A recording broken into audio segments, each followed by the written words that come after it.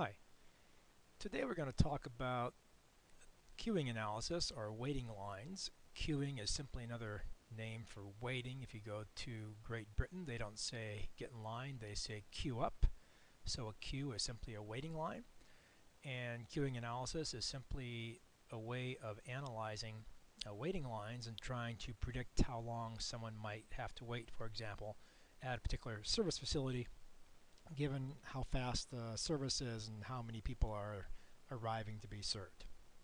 So we'll first talk a little bit about some of the trade-offs in the service design that we can examine by using queuing analysis. Then we'll talk about a few simple queuing models to examine certain types of queuing systems and see how those models can help us estimate wait times and number of people waiting, which of course we can use to try and determine how much capacity we want to have in our system and try and make other design issues as well. So we'll look at the MM1 queue, the MM1K queue, and the MG1 queue. Those names don't mean anything to you right now, but they will hopefully by the end of the presentation. So I just want to talk briefly about the service capacity trade-off. If you're a manufacturer, you can build inventory if you think that there's going to be a lot of demand at some point in time. Basically, if you're expecting a demand surge, say around Christmas time, you make toys, and you know that around Christmas time there's going to be a lot of sales. What you can do is, in anticipation of that sales surge, that demand surge, you can build up your inventory. And then when the sales surge happens, you can sell units out of inventory to your customers. Alternatively, you could not build stuff in advance. You could be like Boeing and say there aren't that many people making jet aircraft, and you'll just accumulate back orders. Okay, when demand increases and you haven't predicted it, and then you just fill the back orders after the demand surge out of your back order list. Those are alternatives that are available to manufacturers when they have a demand surge where demand is greater than their capacity to satisfy that demand. These solutions aren't really available for managers of a service operation. Basically, you've got to have capacity there when the demand occurs.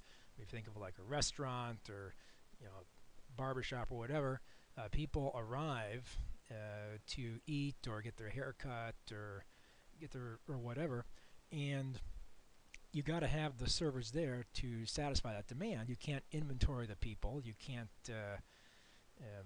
Well, you could tell them to come back later, but they might not come back later. So you definitely don't have the option of inventory. You can do back orders, but it's a little iffier depending upon the service. So if the option of inventory is not available to a manager of a service operation, and back orders are possibly available, you're basically taking a reservation for someone and telling them when they can come back. That's possible, but it's not preferable because you may lose the sale. It becomes very important for a service facility to do a good job at setting its initial capacity. Okay? And that means they need to know how much capacity do they need for their operation to ensure a certain level of customer service.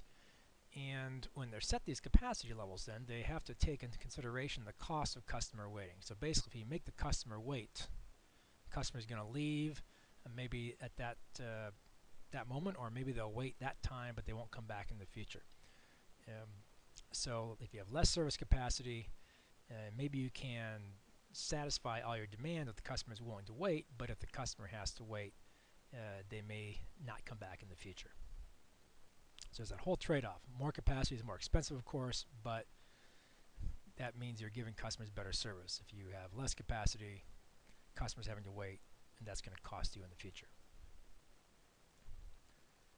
So queuing theory, or waiting theory, is going to enable us to model this service capacity trade-off. We can see how much service we can provide our customers for a specified level of capacity.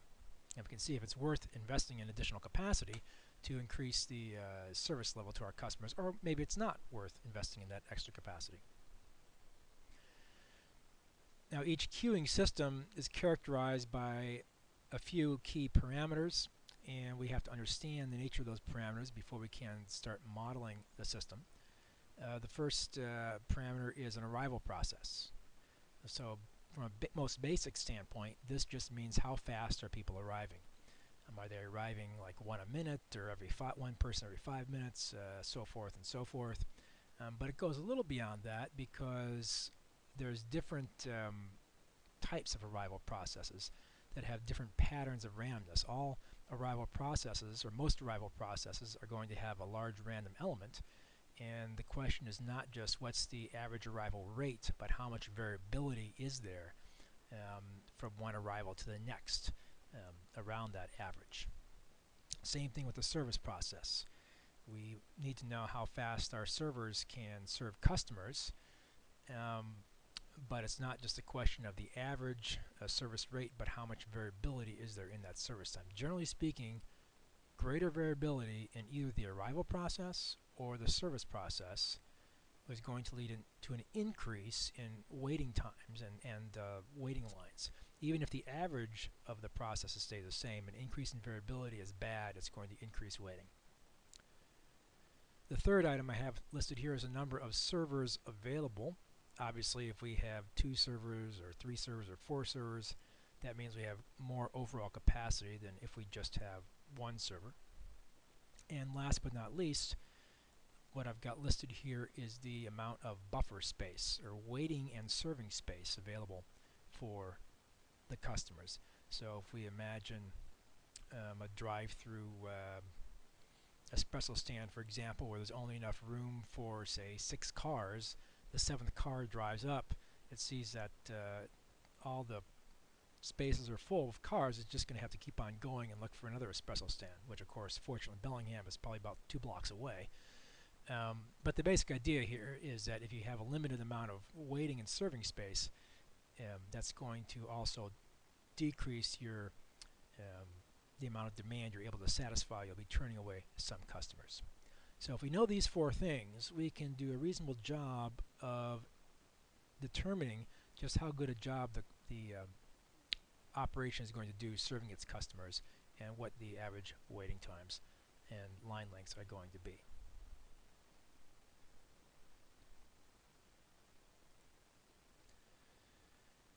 Now, it's helpful to understand some of the basic notation.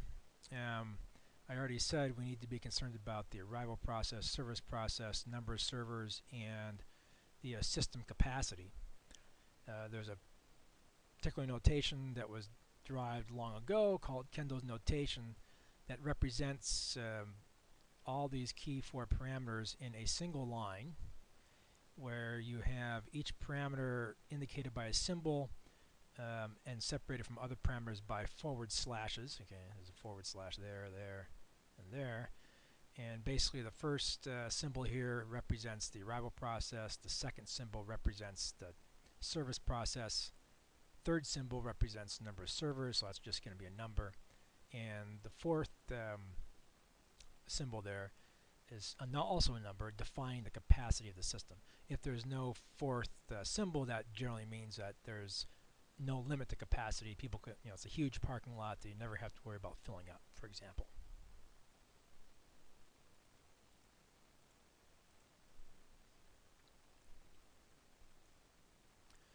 Well, if we know those parameters, we can estimate the following performance measures for certain types of models.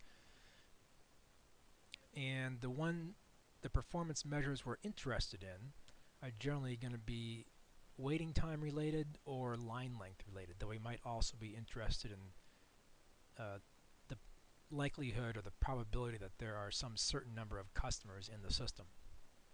But let's just go through these one at a time. So a big W here represents waiting time. So W is waiting time. And the subscript, if it's a queue, that means it's the average time a customer spends waiting in the queue.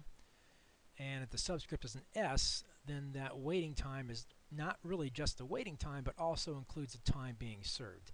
So W with a subscript of S, it's really the average time in the system, where the system includes the time waiting and the time being served. So a big L down here with these two performance measures indicates the number of customers either just waiting to be served, or if you have a subscript of S, that includes the customers being served as well as those waiting to be served. And then, as I said just a few seconds ago, this last measure here, capital P for probability, little subscript of N, that's the probability that there are exactly N customers in the system. So I might be interested in what's the likelihood that there'll be nobody there, what's the likelihood there'll be exactly one person there, likelihood that there'll be 23 people there, so forth and so forth.